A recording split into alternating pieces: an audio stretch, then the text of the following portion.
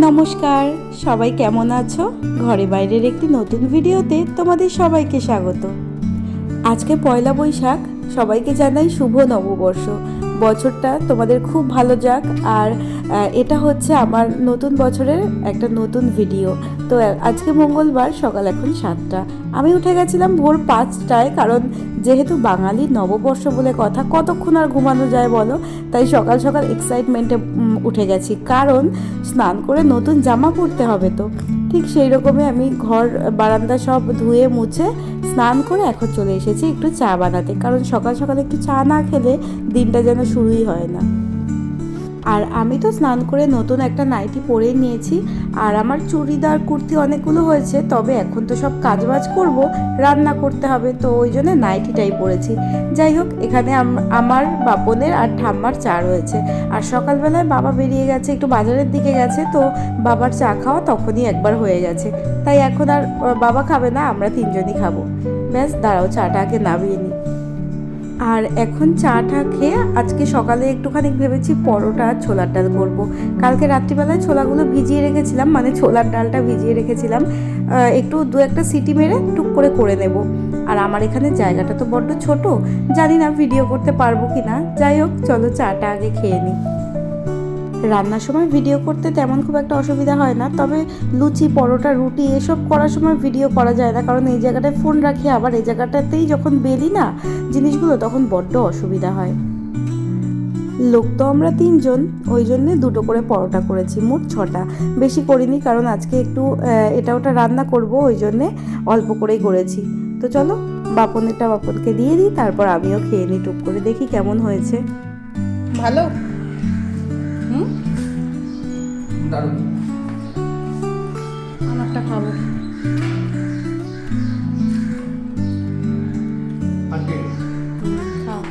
বললো তো বেশ ভালোই হয়েছে, দাঁড়াও আমিও একটুখানি খেয়ে দেখি। অবশ্য ছোলার ডালটা আমি একটু যখন টেস্ট করেছিলাম, খেয়েছিলাম, বেশ ভালোই হয়েছিল। দাঁড়াও এবার একটু পরোটা দিয়ে খাই। খেতে কিন্তু বেশ ভালোই হয়েছে। আর আমি কিন্তু এই পরোটা বা লুচির সাথে ছোলার ডালটা হালকা একটু মিষ্টি মিষ্টি করে করি, খেতে বেশ ভালোই লাগে। এখন খেয়ে দিয়ে একটুখানি সারা ঘরে একটু ধুনো ঘোরাবো। বাপনকে বলেছি দুটো ছোবড়া কেটে দিতে, কাটা হয়নি জানো তো, ওই জন্যে। দাঁড়াও,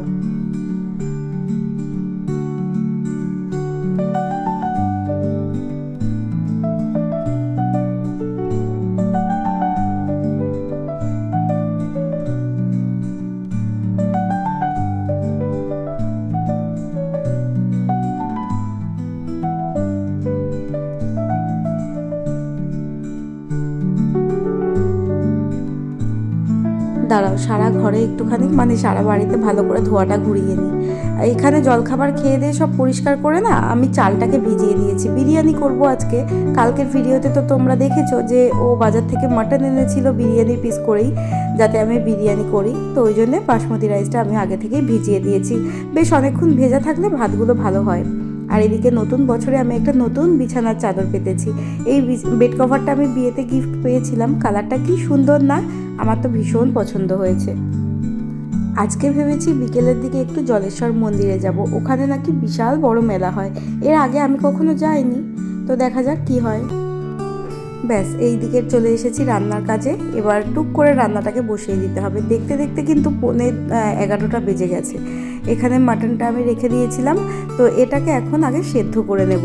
যেহেতু একটু বড় বড় পিস, ওই জন্য আমি সেদ্ধ করে নিচ্ছি। যদি আমি এমনি রান্না করতাম, তাহলে আমি মানে কড়াইতেই নাড়িয়ে ঝাড়িয়ে করে নিতাম। বিরিয়ানির পিসগুলো একটু সেদ্ধ না করলে না মোটেই হয় না। তো এখানে প্রেসার কুকারের মধ্যে আমি জল দিয়ে নিচ্ছি পরিমাণ মতন। আর এর মধ্যে কিছু মশলা দেবো, সেগুলো চলো টুকটুক করে দিয়ে নিই। প্রথমেই আমি একটু নুন দিয়ে নিচ্ছি, তারপরে এক এক করে সব মশলাগুলো দেবো। এর আগে আমি অনেকবার বিরিয়ানি রান্না করেছি, চিকেন বা মাটন, তবে কোনোবার পুরো রেসিপিটা শেয়ার করিনি। তাই আজকে ভাবলাম তোমাদেরকে আমার মানে আমি কিভাবে মাটন বিরিয়ানি রান্না করি সেই পুরো রেসিপিটা তোমাদের সাথে একটু শেয়ার করি। তো এখানে নুন দেওয়ার পর দিয়ে দিয়েছি অল্প করে একটু বিরিয়ানি মশলা, আর এখন দিচ্ছি আদা রসুনের পেস্ট। তোমাদের আগের ভিডিওতে বলেছিলাম যে মাংস সেদ্ধর সময় একটু আদা রসুনের পেস্ট দিলে, বিশেষ করে সেটা বিরিয়ানির মাংস হলে বেশ ভালো ফ্লেভার আসে। তো ওই জন্যই দিয়েছি। এবার দিচ্ছি ওই 1 থেকে 2 চিপি মতন একটু গোলাপ জল। কেওড়া জলটা আমি দেবো না, ওটা একটু বেশি উগ্রগন্ধ হয়ে যায়, তো ওই জন্য না আমি বিরিয়ানিতে সবসময় গোলাপ জলটাই ব্যবহার করি। আর দিচ্ছি এখানে ঘি অল্প করে। আর ওদিকের গ্যাসে কিন্তু আমি ওই যে চালটা ভিজিয়ে রেখে দিয়েছিলাম ওইটায় গ্যাসটা জ্বালিয়ে দিয়েছি, ওখানে মোটামুটি ভাতটা এখন ফোটার মুখে। আর এখানে দেখো সব কিছু দিয়ে ভালো করে নাড়িয়ে জাস্ট ঢাকাটা দিয়ে দেবো, মানে প্রেশার কুকারের মুখটা আটকে দেবো। আর এখানে গুনে গুনে আমি লো টু মিডিয়াম ফ্লেমে 3টে সিটি মারবো। আর ভাতের মধ্যে আমি জাস্ট সাদা তেল, একটু গোলাপ জল আর দিয়েছি নুন, এই দিয়েই আমি ভাতটাকে হতে দিয়েছি। অনেকে তেজপাতা দেন, তবে আমি তেজপাতাটা মাংসে দিই, ভাতের মধ্যে দিই না বিরিয়ানির, কারণ ওই যখন ভাতটা নাড়াচাড়া দিই বা কিছু করি ওই মানে তেজপাতাটায় না ভাতগুলো মানে কেটে কেটে যায়, ওই জন্য তেজপাতাটা দিই না।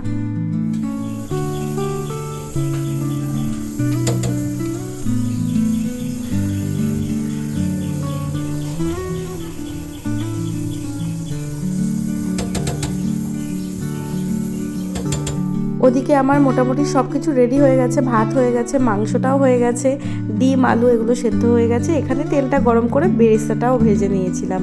আর এখন আমি মাংসটা বসাবো, ওই জন্যে ফোড়নে দিয়েছি দারচিনি আর তেজপাতা। এবার পেঁয়াজটা দিয়ে দিলাম, পেঁয়াজটা একটু মিডিয়াম ভাজা হবে, তারপর সব মশলাপাতিগুলো দেবো। বিরিয়ানি একটা পদ হলেও এই যে এটা রেডি করতে এত কিছু আগে থেকে প্রিপেয়ার করে নিতে হয়, সেটা কিন্তু বেশ বড্ড ঝামেলা আছে। এই যেমন মাংস সেদ্ধ করা, আলাদা করে মাংস করা, বেরেস্তা করা, আলু ডিম এগুলো সব সেদ্ধ করা, আলাদা করে ভাত রান্না করে রাখা, তো এই প্রসেসিংগুলো কিন্তু বেশ ঝামেলার কাজ। ওই জন্য বিরিয়ানি করতে না বেশ অনেকটা টাইম লাগে। আর সব কিছু যদি আগে থেকে গোছানো থাকে তাহলে টুক করে দমে বসিয়ে দিলেই হয়ে যায়। তো এখানে পেঁয়াজটা একটু ভেজে দিয়ে দিচ্ছি অল্প করে নুন। আর নুনটা আমি মানে দেখে শুনে ঠিকঠাক করে দিচ্ছি, কারণ আমার মাংস সেদ্ধর সময়ও কিন্তু ওই 3 চামচ মতো নুন দেওয়া আছে। আর আমার বাড়িতে একটু বেশি পরিমাণে বিরিয়ানি হয়, তার একটা কারণ হচ্ছে বিরিয়ানির যাবতীয় যা জিনিসপত্র লাগে সবই বাড়িতে আনা থাকে, রেডি করা থাকে। তো শুধু মাংসটা আনলেই যেন মন চায় একটুখানি বিরিয়ানিই করে নিই। যখন সব আছেই তাহলে টুক করে বিরিয়ানিটাই হয়ে যাক, ওই জন্যই না মানে 2 দিন অন্তর অন্তর বিরিয়ানিটা হয়। জানি এতটা পরিমাণে খাওয়া উচিত নয়, তাও কি আর করা যাবে, খেতে তো বেশ ভালোই লাগে। তো এখানে পেঁয়াজটা ভেজে আমি আদা রসুনের পেস্টটা দিয়ে দিয়েছি। আর জানো তো এখানে আদার ভাগটা একটু বেশি আছে, যেহেতু খাসির মাংস ওই জন্য আদার ভাগটা একটু বেশি, রসুনের ভাগটা কম। আর চিকেনের ক্ষেত্রে রসুনটা একটু বেশি দিই, আদাটা একটু কম দিই। তো এটা ভালো করে কষে নিয়েছি। আর হালকা একটু মাটনের স্টক দিয়েছি, কারণ তলায় লেগে লেগে যাচ্ছে। তো আমি পুরো মাংসটা জল তো দেবো না সেদ্ধ করা, তো ওই জন্যে মাটন স্টক দিয়ে করব। আর এখন দিয়ে দিচ্ছি শুকনো লঙ্কার গুঁড়ো। গুঁড়ো মশলার মধ্যে আমি একমাত্র এই শুকনো লঙ্কার গুঁড়োটাই দিচ্ছি, কারণ বিরিয়ানির মাংসে তো আমি হলুদ দিই না, আর বিশেষ করে মাটনে তো আমি জিরে ধনের গুঁড়ো দিই না। তো এটা দিয়েই দেখো কি সুন্দর কালার এসে গেছে। আর একটু নাড়াচাড়া করে এর মধ্যে দেবো টক দই। আর কাজু বাদামটা দিলাম না, কারণ প্রচণ্ড গরম পড়েছে, এই কাজু বাদাম দিলে অতিরিক্ত রিচ হয়ে যাবে, ওই জন্য আর কাজু বাদাম বাটাটা দিই না। সচরাচর আমি খুব একটা কাজু বাদাম বাটা দিই না, কারণ ওটায় না মানে তরকারিটা অতিরিক্ত রিচ হয়ে যায়। তো এখানে ওই রেড কাউয়ের যে 20 টাকার প্যাকেটগুলো আছে, তো ওখানে 1 প্যাকেট আমি টক দই নিয়েছিলাম। এই হাফ টক দই আমি এখন দিলাম, আর হাফ টক দই যখন মাংসটা কষাবো তখন দেব। তো যেহেতু বিরিয়ানি হচ্ছে একটু গ্রেভি গ্রেভি করবো, ওই জন্য টক দইয়ের পরিমাণটা বেশি দিচ্ছি। যদি কাজু বাদাম বাটা দিতাম তাহলে আমার এতটা টক দই লাগতো না। তোমরা তোমাদের পরিমাণ মতন দেবে। যদি তোমরা একটু ড্রাই বিরিয়ানি পছন্দ করো তাহলে এত গ্রেভি করার কোনো প্রয়োজন নেই। আর যেহেতু আমরা একটু জুসি বিরিয়ানি পছন্দ করি, তাই জন্য একটু গ্রেভিটা রাখি। তো যাই হোক, এখানে মশলা থেকে একদম তেল ছেড়ে এসেছে, এখন মাটনটা দিয়ে দিলাম। এখানে মাংসটা তো অলরেডি সেদ্ধ হয়েই আছে, তো তেমন কোনো কাজ নেই, শুধু একটু নাড়াচাড়া করব। তলা থেকে হালকা যদি লেগে আসে তখন একটু মাটন স্টক দিয়ে দিয়ে নাড়বো। আর ওই 2 মিনিট 5 মিনিট করে চাপা দিয়ে দিয়ে রেখে দেবো, যাতে মাটনটা ভেতর থেকে আরও সুন্দর সফট হয় আর মশলাগুলো ভাবে ভেতরে ঢোকে। তো ওই জন্যেই দেখো ভালো করে নেড়ে নিচ্ছি। রান্নাটা এক একজন এক এক পদ্ধতিতে করে। এই যেরকম বিরিয়ানি যে সবার একই রকম একই পদ্ধতিতে সবাই করবে তার কোনো মানে নেই। আমি যেভাবে করি সেইটাই তোমাদের সাথে শেয়ার করলাম। তো অনেককে যেরকম দেখেছি বিরিয়ানির মধ্যে পার্সলে বা মিন্ট দিতে, তারপর ধনেপাতা দিতে, তো দেয় অনেকে, কিন্তু আমার মনে হয় বিরিয়ানিতে সেই ফ্লেভারটা ভালো লাগে না, ওই জন্য আমি দিই না। তো অনেকেই দেয়, তাদের হয়তো ভালো লাগে, কিন্তু তারাও তো মানে সেটাও তো বিরিয়ানি, তাই বলছি যে বিরিয়ানি অনেক রকমভাবেই করা যায়। আর এখানে আমি এখন দিয়ে দেব ওই অর্ধেক টক দইটা দিয়ে সামান্য একটু নাড়াচাড়া করব, আবার একটু মাটন স্টক দিয়ে নেড়ে ঢেকে ঢেকে করে দেবো, ব্যাস তাহলেই হয়ে যাবে।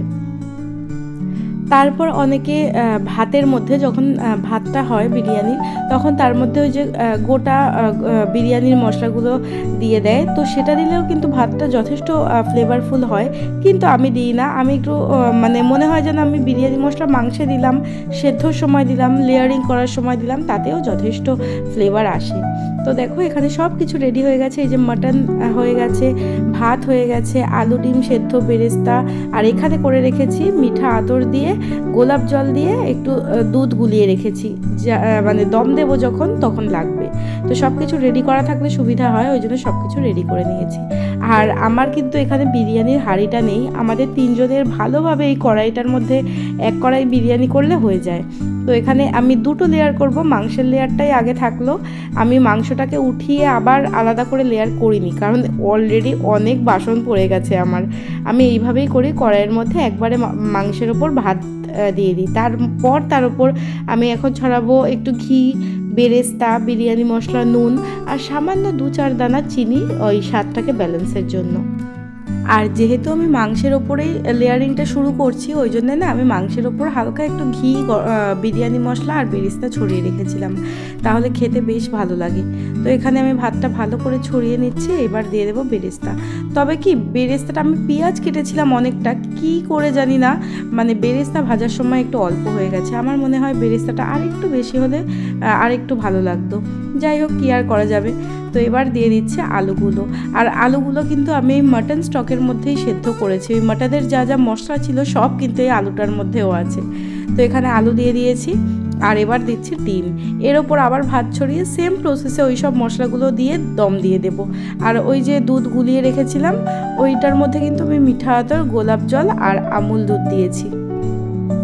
এখন দিয়ে দিচ্ছি একটু পরিমাণ মতন ঘি, তারপর আবার ওই বিরিয়ানি মশলা, তারপর নুন, হালকা একটু চিনি, এইসব ছড়িয়ে দেবো, আর দেবো বেরেস্তা। আর এর মধ্যে আরেকটা জিনিস দিলেও খুব ভালো লাগে, সেটা হচ্ছে আলু বোখরা, কিন্তু আলু বোখরাটা এই মুহূর্তে আমার কাছে আনা নেই। তো ঠিক আছে চলো, ওটা খুব যে ইম্পর্টেন্ট জিনিস তাও না, তবে কি আলু বোখরাটা একটু টকটক হয়, তো আমার বেশ ভালো লাগে। বিরিয়ানির মধ্যে মিঠা আতর দিই আমি, কিন্তু একদম অল্প পরিমাণে। দুধটা যখন গোলাই আমি, তখন তার মধ্যে 2 থেকে 4 ফোঁটা মতন দিই মিঠা আতর, কারণ অতিরিক্ত উগ্র গন্ধ হয়ে গেলে মোটেই ভালো লাগে না। এখন এসব করতে করতে বেজে গেছে 12:30, আর আমরা দুপুরে লাঞ্চ করি 1:30টায়। তো এখনও হাতে 1 ঘন্টা টাইম আছে, তার মধ্যে এই টুকটাক জায়গাটা পরিষ্কার করে নেব আর একটু স্যালাড কাটবো। তো আজকে আমাদের এটাই মেনু, মাটন বিরিয়ানি আর স্যালাড।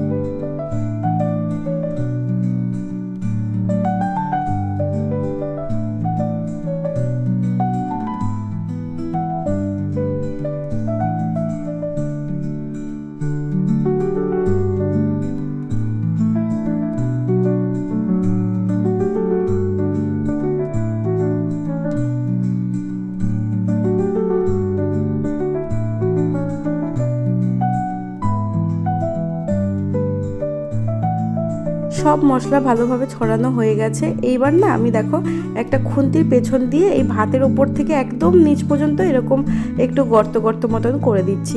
এর মধ্যেই আমি ওই গোলানো দুধটা দেবো। তাহলে কি হয় বলো তো, তলা থেকে যখন ভাপটা উঠবে ওপরের ভাতগুলো খুব সুন্দরভাবে গরম থাকবে। ওই যে যেমনটা রেস্টুরেন্টে করে না, ওই একটুখানি মানে জ্বলন্ত ওই কাঠ কয়লা নিয়ে বা হাঁড়ির ওপরে দিয়ে দেয়, তো সেই রকমই ওরাও দেয়, কিন্তু যাতে বিরিয়ানির ওপরটাও ভালো করে গরম থাকে বা ভালো করে ওয়েল কুকড হয়। তো ওই জন্যে আমিও এরমভাবেই করি। এটা আমি মাকে করতে দেখেছি।